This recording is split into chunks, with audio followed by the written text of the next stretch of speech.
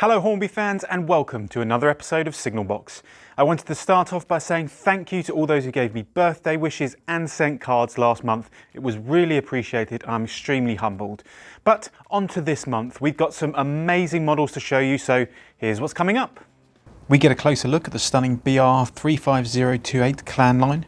We show off some new rolling stock. We get our hands on a sample of the Hush Hush range and we visit Customer Corner. I'm Mike. We're Hornby and welcome to Signalbox.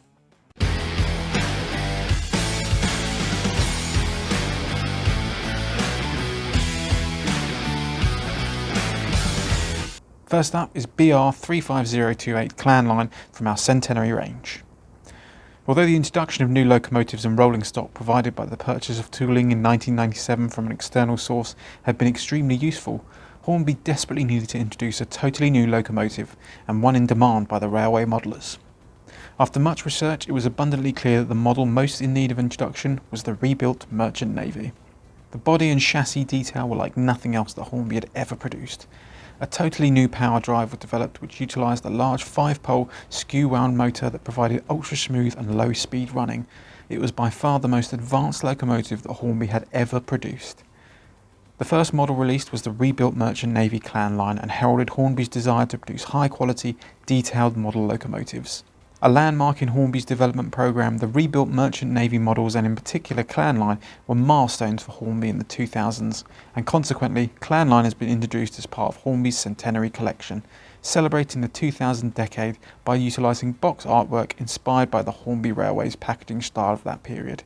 However, the model has also been produced where the exterior metal parts have been plated in 18-karat gold. With each locomotive there is a wooden plinth fitted with an 18-karat gold track piece, plus a numbered certificate authenticating that the model is just one of 1,000 models produced.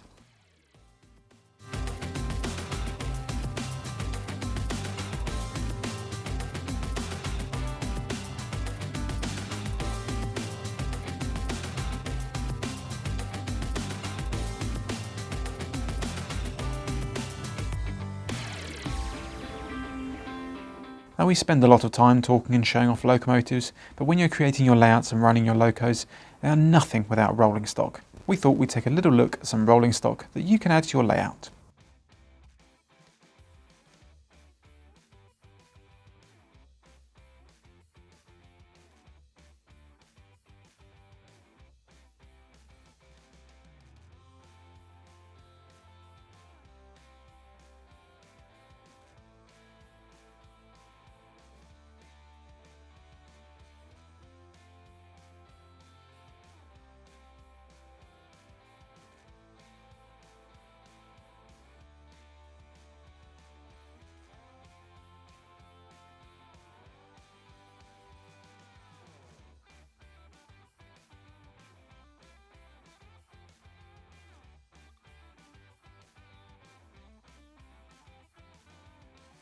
Since we announced them in January, the Hush Hushes have been extremely popular and highly anticipated. Engine Shed has been following the development, but we managed to get our hands on the latest sample to show you at home. Let's take a closer look. The first reference to 10000s designated as Class W1 was on the 9th of November 1926, but where the widely adopted name of Hush Hush came from is disputed. It could be that the nickname arose in the late summer of 1928, as news of Gresley's new locomotive began to leak out. However, other sources suggest that this was probably an internal Darlington name that came from the distinctively quiet motion sound the loco made, or even because of a mistaken caption that featured in a Pathé news item. On the 20th of November 1929, nameplates were drawn up featuring the name British Enterprise and were cast soon after, but these plates were never fitted and the loco remained unnamed, being referred to as Hush Hush ever since. Yarrows had completed the boiler in February 1929 and on April 3rd the chassis was moved from Darlington to Glasgow for testing, these being completed by October 1929, and it was during this period that wind tunnel tests led to the unusual front end design that gave the W1 part of its distinctive appearance. Official photographs were released on December 10th and the first trial run took place on December 12th, followed by another on December 29th and on 9th of January 1930. The first trip to King's Cross, although it was to be a further 6 months of trials before 10000 finally entered traffic on June the 20th, 1930.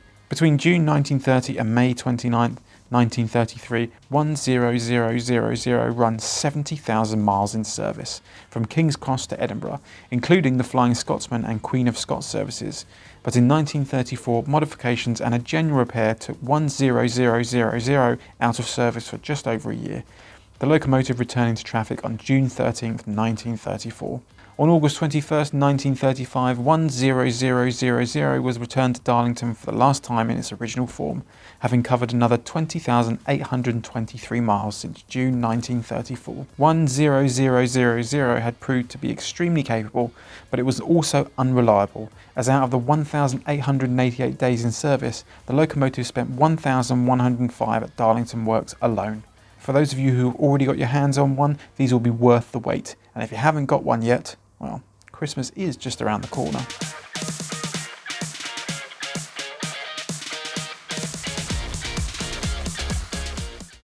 It's been a busy month here at Hornby, and with some exciting things coming your way in time for, say it quietly, Christmas. It's time for a quick roundup.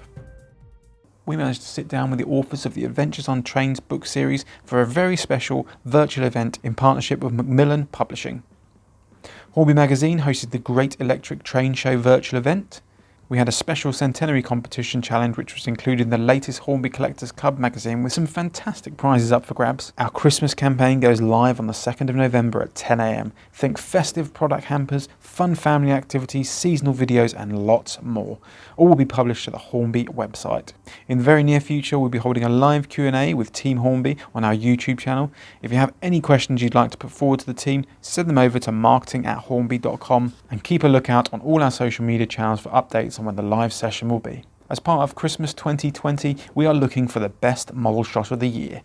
The image can include any Hornby product from any year and must be submitted via email to marketing@hornby.com by 12 PM GMT on Friday the 20th of November 2020. All images will be judged by the Hornby team and 5 will be shortlisted. Those shortlisted will be shared via the Hornby social media channels and it will be then down to you to decide on the winner. We can't wait to see all of your images. Finally, we visit Customer Corner to show off some of your locos and layouts from the past month.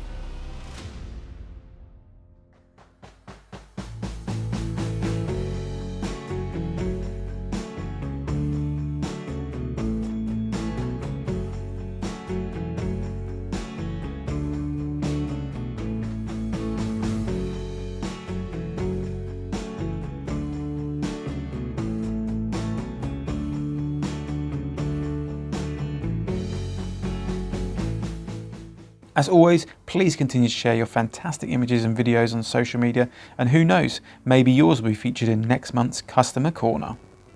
Sadly, that's all we've got time for this month, I'm afraid.